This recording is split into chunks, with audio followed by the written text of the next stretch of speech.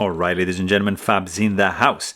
And today I've got the Ruike P801 SF here with me for a review. But hey, don't forget to like the video and to subscribe to the channel if you're enjoying this kind of content.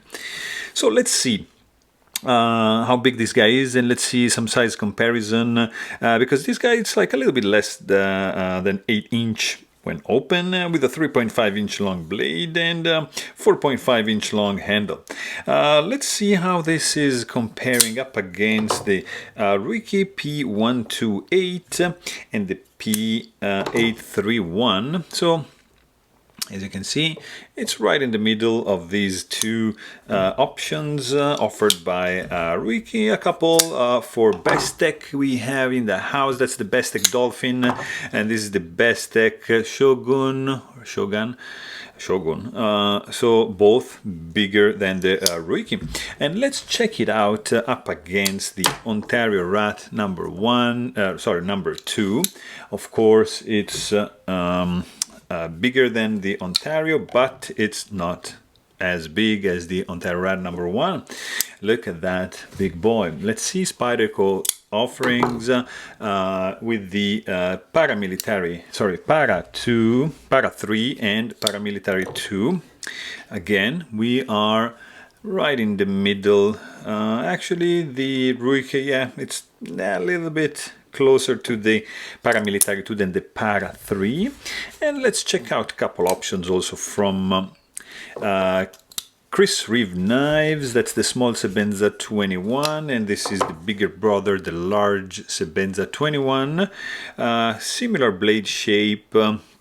There are some similarities, of course, with the Sebenza, simple construction. Let me show you another couple here. You've got the Custom Knife Factory Philippe Georget designed 520, and the also Custom Knife Factory Snafu 2.0 designed by Peter Assenti.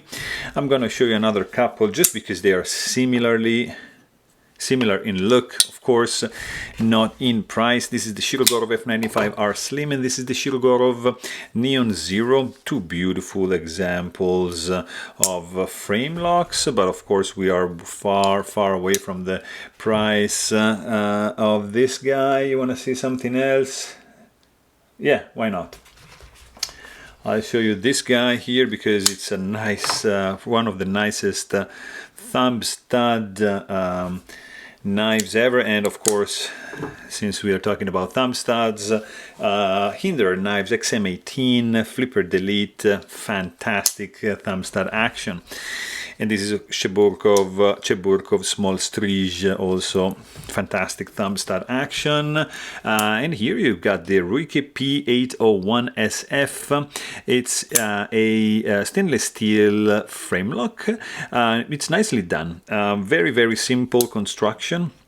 It's in the range of $35 because it's so simple and cheap to make. This guy has no skeletonization on the inside, just some chamfering going on all around. You've got a flipper tab, and you've got a thumb stud also going on over here.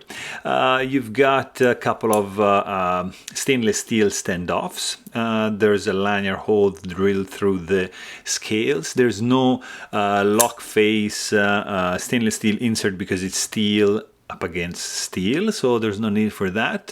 You've got external cutout for the blade, a little bit of jimping going on for the disengagement of the lock bar, a little bit of jimping going on for the spine of the blade. I mean, you've got your pivot collar right over here, which is matching the back. You've got a blue double thumb stud, matching a deep carry pocket clip, which is not reversible. You have this flush with the handle hardware, so it's not protruding. I mean, they put some attention into this knife over here. Of course, you're missing some of the crazy features like steel or like some finesse like over travel stop bar, stainless steel lock face insert, detent ball ramp, ceramic ball bearings. I mean, you cannot have those in a budget knife like this, but what you can have it's some sturdy and reliable tool to cut something, because this is exactly that. It's nicely designed, it's slim, it's sleek, it's sturdy, it's made of stainless steel, it's solidly built, it's cheap. I must say it's a reliable tool, guys. The 3.5 inch long 14C28N steel is nicely designed. There's some nice jimping going on up here, a little bit of chamfering going on, the drops, the drop point, and then you've got like 50% belly and straight edge up to the sharpening choil with this full flat grind, stone washed blade. There's just branding for Ruike on this side, a little bit of more information going on over here, the model, the serial number.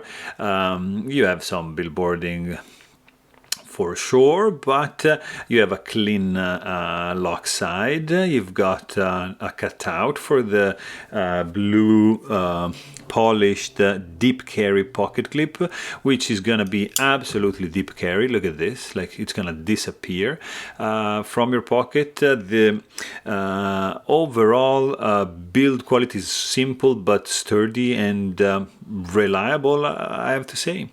The weight in the pocket of this guy is gonna be 4.3 ounces, so not that bad considered that it's stainless steel and that there is no skeletonization going on. Also, you've got very, very good grip, no hot spots. You have the right amount of jimping, absolutely functional over here. Really cool grip, reverse grip 100% works. You can't really choke up because there's no finger choil, just a sharpening choil, but it feels good, feels solid in the hand. You have no texture, of course, so it's sleek, a little bit slippery, I would say. Fit and finish is spot on. I don't really see any gaps. I don't really notice any blade plates. Well put together. You've got also like a clip with a nice clip ramp, the right amount of tension. Deployment speed is spot on.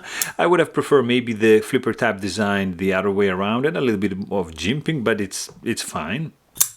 A little bit of finger sore if you play with this for like a lot, but overall it's smooth. It's running on bearings, so you have a nice action going on over here, and it's yeah, I would say it's smooth.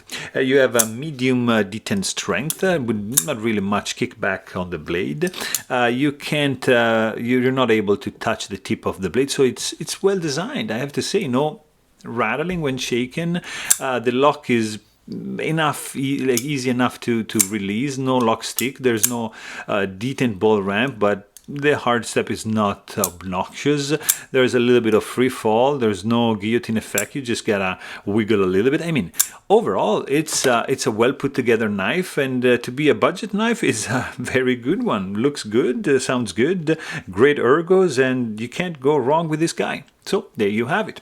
Hope you guys enjoyed this video. Please don't forget to subscribe, and thanks for watching. Stay tuned.